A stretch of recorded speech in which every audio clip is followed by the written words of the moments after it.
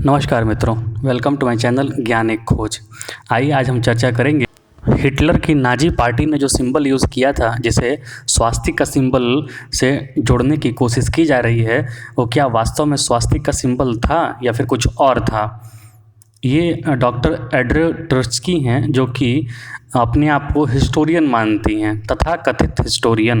इसी प्रकार के भारत में भी बहुत सारे हिस्टोरियन हुए हैं, जैसे रोमिला थापर, इरफान हबीब वगैरह, जो मतलब दो कौड़ी के हिस्टोरियंस हैं, जिन्होंने भारत की पूरी लेफ्ट हिस्टोरी लिखी है।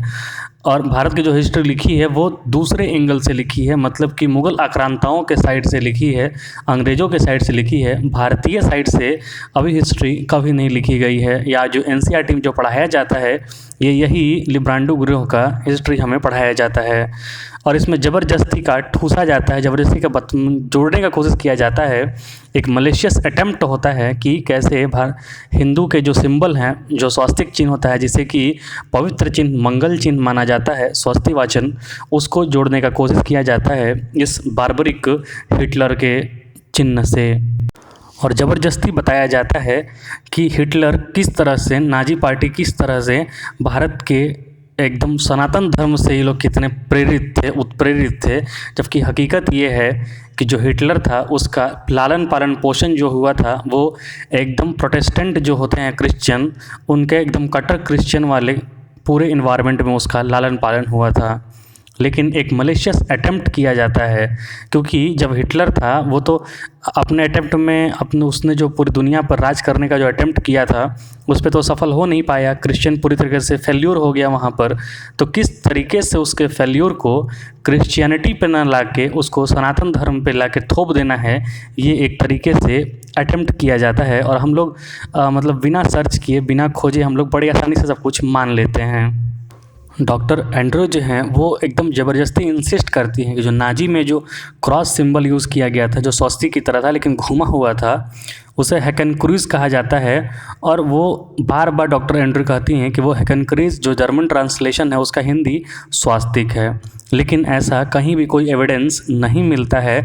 जबकि आप हिटलर के जितने भी उसके अधिकारी थे, या फिर उसके आसपास के लोग थे, या फिर स्वयं हिटलर ने अपने जो मेन कैंप जो अपना लिखा है बायोग्राफी, उसमें भी उसने हैकेनक्रूज़ इस्तेमाल किया था। उसने स्वास्तिक वर्ड का इस्तेमाल नहीं किया था। लेकिन जो उस किताब को ट्रांसलेट किया दूसरी भाषा में, उसने बड़ी चालाकी के साथ हैकेनक्रूज़ के जगह पर स्वास्तिक शब्द उसका इस्तेमाल कर दिया, हिंदू वाला शब्द इस्तेमाल कर दिया, जो कि एक जो क्लेम है वो बिल्कुल फॉल्स है। जर्मन्स ने हैकेनक्रूज़ को स्वास्तिक के लिए कभी इस्तेमाल नहीं किया था। वो क्रिश्चियन का हुक्ड क्रॉस है जिसके लिए उसे इस्तेमाल किया गया था। हुक्ड क्रॉस, अगर आप क्रिश्चियन का जो सिंबल होता है क्रॉस, उसको देखेंगे आप तो उसको थोड़ा सा स्लैंट करिए तो उसमें जैसे कि माना जाता है क्रिश्चियंस में कि जब दूसरे क्रिश्चियन जो दूसरे क्रिस्ट हैं, जो दूसरे ईसा मसीह का जन्म होगा तो वो हैकेनक्रूज़ की तरह होगा, मतलब कि थोड़ा सा स्लैंट किया हुआ स्वास्तिक के चिन्ह से वो मिलता है। लेकिन उसका भारत के स्वास्तिक चिन्ह से कहीं कोई लेना देना नहीं है, क्योंकि ये तो मंगल कार्य है, मंगल कामना के लिए बनाई जाती है। और वो जो बनाया गया वो विध्वंस के लिए बनाया गया। अगर आप खोजना चालू करें तो जो नाजी था उसमें एक इरिच कोच नाम का टॉप ऑफिसर था नाजी जर्मनी का। ये नाजियों का कंसंट्रेशन कैंप ऑर्गेनाइज करता था, इरिच कोच। और इसी ने सबसे पहले, इरिच कोच नाम के व्यक्ति ने, उसने लिखा है कि किस तरीके से हुक्ड क्रॉस जो है वो क्रिश्चियन के लिए इस्तेमाल किया जाता था। वो जर्मन प्रोटेस्टेंट चर्च साइनोड का भी अध्यक्ष हुआ करता था, और वह स्कॉलर था बाइबल का, और पूरी बाइबल को, टेस्टामेंट को वो ओरली बता देता था बोल के। उसने कभी भी जो हैकेनक्रूज़, जो कि जो स्वास्तिक का चिन्ह है उसको हैकेनक्रूज़ कहा जाता है जर्मन में, उसको कभी भी भारत के स्वास्तिक से उसने कंपेयर नहीं किया था। उल्टे उसने हिटलर को ही दूसरा क्रिस्ट बना दिया था, क्योंकि माना गया था कि क्रिस्ट का दूसरा अवतार होगा, और उसने वही बना दिया था। लेकिन ये लोग हार गए तो बुरी तरीके से हार गए, पिट गए। अब किस तरीके से क्रिश्चियनिटी को इल्ज़ाम से बचाया जाए, तो कोई लोग का होता है कि प्रतीकात्मक चीज़ पर किसी भी दूसरे को थोप दो, दूसरे पर डाल दो और एक प्रोपेगेंडा फैला दो। आपने हिटलर का ही एक मंत्री हुआ करता था, जोसेफ गोबल्स, उसका नाम सुने होंगे, जो प्रोपेगेंडा मिनिस्टर था, मतलब झूठ सच फैलाता था। वही आदमी उसने भी इस तरीके का हुक्ड क्रॉस का इस्तेमाल किया था। उसने बताया था उसका क्या उस पर विचार था, जानिए। उसने ज्यूइश के खिलाफ, मतलब ज्यू लोगों को जो मारा था हिटलर, उसमें सबसे बड़ा हाथ इसका भी था। और उसने ये माना था जोसेफ गोएबल्स ने कि ये जो नाजिज़म है वो एपोकलिप्टिक मूवमेंट है, जो दिखाता है कि एंटी क्रिश्चियन, ज्यूइश और मार्क्सिस्ट फोर्सों को किस तरीके से ख़त्म करना है और पूरी दुनिया पे वार डिक्लेयर करके क्रिश्चियंस को जिताना है, एक नया क्रिस्ट को हमें वापस लाना है। उसी तरीके से एक मंत्री था उसका, नाजी में टॉप मिनिस्टर था, हैंस स्कीम। उसने फेमसली डिक्लेयर किया था कि our religion is Christ, our politics is motherland. तो कहीं से भी उसमें सनातन धर्म का तो कोई एंगल ही नहीं घुस रहा है, ज़बरदस्ती का बाद में घुसाया गया। उसने नाजी हैकन क्रूज को बताया था, वो हिटलर को पर्सोनिफिकेशन किया था, हिटलर को पर्सोनिफाइड किया था। क्योंकि देखिए इतिहास में बहुत सारा होता है कि लोग अपने आप को, जो राजा होता है, शासक होता है, वो भगवान का प्रतिनिधि मानता है। तो हिटलर जो था वो प्योरली क्रिश्चियन था, क्रिश्चियन वातावरण में पला बड़ा था, और उसने अपने आप को हिटलर के मतलब क्रिश्चियन का देवता मान लिया उसने। और उसी को हैकन क्रूज को, क्रॉस को, हुक्ड क्रॉस को अपना आइडियल मान के उसको चलाया। लेकिन बाद में उसे वाइट वॉश करने के लिए, हिस्ट्री वाइट वॉश करने के लिए उसको जोड़ दिया गया भारत के स्वास्तिका से, जो स्वास्तिक का चिन्ह होता है, पवित्र चिन्ह होता है, उससे। लेकिन हिटलर का जो क्रॉस चिन्ह था, हुक्ड चिन्ह था, उसका भारत से कहीं कोई लेना देना नहीं था, वर्ण इसका विरोध ही हुआ था। तो ये ज़बरदस्ती का ठूंसने का एक मलिशियस अटेम्प्ट है, जिसे हमें और आपको इग्नोर करना है या फिर उससे बहिष्कार करना है, इस आइडिया को। और सबसे दिलचस्प बात यह है कि एनसीईआरटी के किताब में भी ये पढ़ाया जाता है कि जो स्वास्तिक का चिन्ह है वो हिंदुइज़्म का चिन्ह है, और वही उसी से नाजी लोग प्रेरित था, हिटलर लोग प्रेरित था। देखिए कितना मतलब दिमाग में, बच्चों के दिमाग में ये किस तरीके से बैठाया गया है हिंदुइज़्म के प्रति।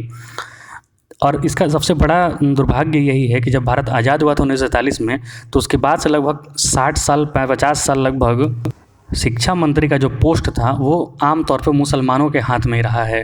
सबसे पहले जो शिक्षा मंत्री थे मौलाना अब्दुल कलाम आज़ाद, वो मदरसा छाप आदमी था एक नंबर का, और मदरसा छाप आदमी को भारत का शिक्षा मंत्री बना दिया गया था, चाचा नेहरू ने बना दिया था। और वो उसने भारत के पूरे सिस्टम को, इको सिस्टम को इस तरीके से ढाल दिया, इस तरीके से बना दिया कि आज जब ये चीज़ें मैं बता रहा हूँ तो बहुत सारे लोग तो मानने के लिए तैयार नहीं होते होंगे। आप जो ट्विटर पे एक भारद्वाज नाम का हैंडल है, उसने बहुत सारे चीज़ों को खंडन किया है किस तरीके से ये, जब से इंटरनेट का ज़माना आया है, खासकर जब जियो ज़माना आया, जब सबके हाथ में मोबाइल, सबके हाथ में इन्फॉर्मेशन आने लगा है, तब जाके ये कुछ मैलिशियस एजेंडा इनका कंट्रोल हुआ है। और हम हिंदुइज़्म की बात कर रहे हैं।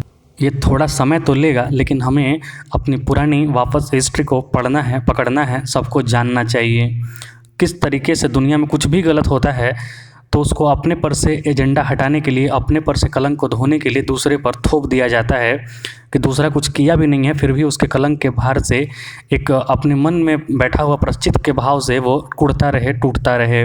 यही काम हिंदुइज़्म के साथ किया गया है।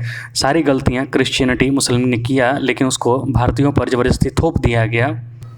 सबसे पहले जो मेन कैंप, जो कि उसका लिखा हुआ किताब है हिटलर का, उसमें जो हैकन क्रूज लिखा हुआ था, उस शब्द को ट्रांसलेट जब किया था तो सबसे पहले क्रिश्चियन पास्टर मर्फी है, मर्फी नाम का आदमी था, जिसने सबसे पहले हैकन क्रूज की जगह पर स्वास्तिका का इस्तेमाल किया था, स्वास्तिक शब्द का इस्तेमाल किया था। ये एकदम मैलिशियस अटेम्प्ट है, और हम आप सबको ये जानना चाहिए, हमें कभी भी अपने धर्म के प्रति निरादर का भाव नहीं रखना चाहिए। पहले खोजिए कि कहीं कोई अटेम्प्ट तो नहीं कर रहा है हमें बदनाम करने के लिए, हमें ख़राब साबित करने के लिए।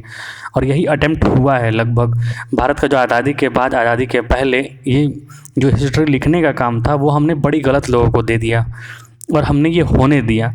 लेकिन याद रखिए, जब बच्चे जो पढ़ते हैं वही आगे बनते हैं और वही आपका भविष्य तय होता है। उम्मीद है आने वाले वर्षों में हमें अपने वास्तविक इतिहास से परिचित होंगे। तब तक पढ़िए। बहुत बहुत धन्यवाद। जय हिंद, जय भारत।